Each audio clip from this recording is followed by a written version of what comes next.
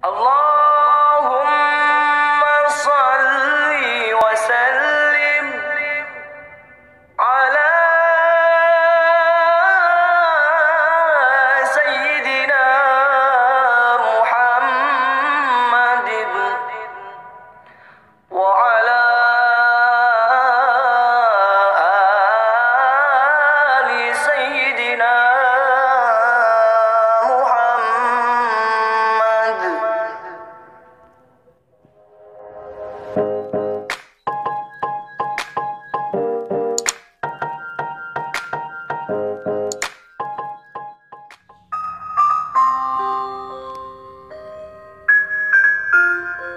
Assalamualaikum warahmatullahi wabarakatuh. Alhamdulillah, kali ini saya akan meneruskan manaqib Kiai Haji Ahmad Badruddin, pendiri Ponpes Karanganyar Malangbong Garut. Setelah menceritakan biografi beliau, kali ini saya akan mengisahkan riwayat pendidikan Kiai Haji Ahmad Badruddin, dan awal mula bercita-cita ingin membangun pesantren. Pengalaman pendidikannya. Sewaktu kecil, beliau Kiai Haji Ahmad Badruddin langsung mendapatkan pendidikan dari ibu dan ayah sampai belajar mengaji Al-Quran dan sebagainya. Dan ayahanda pernah berwasiat kepada Wa Abdullah bila beliau, ayahnya, meninggal, supaya Ujang dimasukkan ke pesantren untuk penerus. Ayahanda meninggal tahun 1930 waktu beliau masih duduk di kelas 3 Vauxhall SR pada masa kolonial Belanda. Walaupun pendidikan formal beliau sampai kelas 3 SR, namun beliau tetap terus belajar mengaji di bawah asuhan Kiai Haji Muhammad Bukhari dan sebagainya. Berkat bimbingan dan dorongan ayahnya yang kedua, Kiai Muhammad Yusya, beliau Kiai Ahmad Badruddin, pernah belajar di pesantren Ciomas Malangbong, pesantren Ciherang Malangbong, pesantren Tarogong Garut, pesantren Cikelepu Balubur Limbangan, pesantren Cangkuang Sumedang, dan pesantren Jatipamor Majalengka. Karena materi pendidikan pesantren waktu itu belum menyentuh masalah-masalah muamalah, sosial politik, akibat politik penjajah masa itu.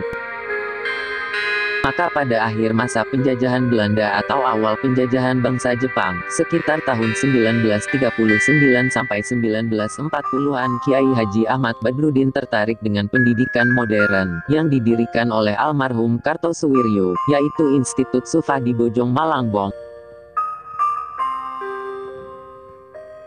Waktu itu almarhum Kartosuwiryo sebagai pimpinan Syarikat Islam di Garut.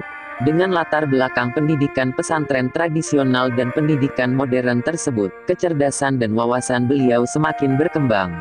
Terutama setelah beliau faham, berdebat, dengan pimpinan Jemaat Ahmadiyah Qadiani Indonesia. Bahkan beliau pernah ditawari, dibujuk, akan disekolahkan di Pakistan, namun beliau menolak, karena dalam bidang akidah beliau sangat tidak setuju dengan faham Ahmadiyah tersebut. Dan Kiai Haji Ahmad Badruddin punya perhitungan, kalau disekolahkan oleh Ahmadiyah tentu akhirnya akan dijadikan mubalik Jemaat Ahmadiyah. Selain dari itu, karena beliau selalu ingat dengan keinginan orang tua untuk menjadi kader penerus pesantren di Karanganyar. Cita-citanya untuk membangun pesantren bertambah terangsang, ketika beliau menyaksikan langsung perkelahian antara kelompok santri salah satu pesantren dengan kelompok pelajar Mulo, zaman penjajahan Belanda. Pihak pelajar Mulo mencaci habis-habisan kepada kelompok santri, dengan ejekan, santri buduk. Sementara para santri mengejek para pelajar dengan ejekan, anak Belanda anak kafir. Sehingga terjadi perkelahian, tawuran, di tengah jalan. Kejadian tersebut sangat membekas di hati Kiai Haji Ahmad Badruddin. Perkelahian antara santri dan pelajar, yang sama-sama beragama Islam dan sama-sama bangsa Indonesia, menjadi penambah dorongan bagi beliau untuk mewujudkan cita-citanya, untuk mewujudkan lembaga pendidikan syamil atau menyatu dan terpadu antara pendidikan yang disebut pengetahuan agama dan pengetahuan umum. umum, karena pemisahan itu adalah siasat kaum penjajah Belanda untuk mencerai-beraikan persatuan bangsa dan ukhuwah Islamiyah. Alhamdulillah, dengan modal ketakwaan Kiai Haji Ahmad Badrudin disertai doa ibunda, kesabaran istrinya, Nyai Hajah Cici Marfu'ah, serta berkat ketekunan beliau membina saudara-saudaranya, anak-anaknya, dan para mantunya, serta keluarga besar Nyai Raden Siti Ruqyah, keluarga besar Kiai Haji Jalaluddin, akhirnya cita-cita beliau terkabul. Alhamdulillah, semoga dengan menceritakan kisah riwayat ulama dan orang-orang soleh, kita semua mendapatkan ampunan dari Allah Subhanahu wa Ta'ala. Wassalamualaikum warahmatullahi wabarakatuh.